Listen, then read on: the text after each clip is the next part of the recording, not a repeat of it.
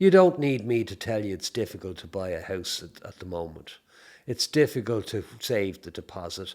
It's difficult to get a bank to give you the support you need.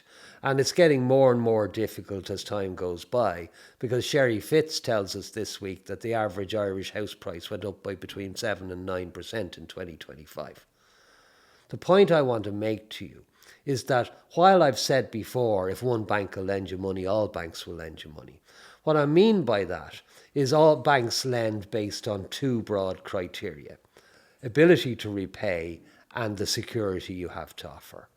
The point to make here is that different banks will take different aspects of your financial life into account when calculating those two main issues.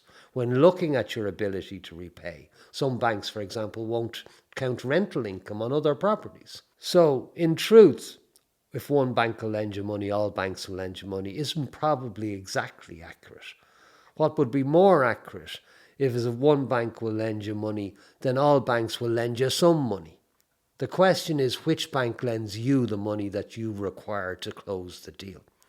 And that's why you go to an independent broker. If you go to one or other of the pillar banks, they try and shoehorn you into their product, and if you don't fit, the computer says no and you're turned down.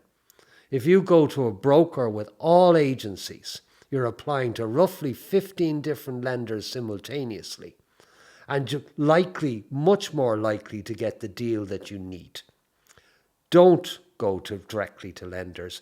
Use the impartial and independent market, because that delivers the best deal possible.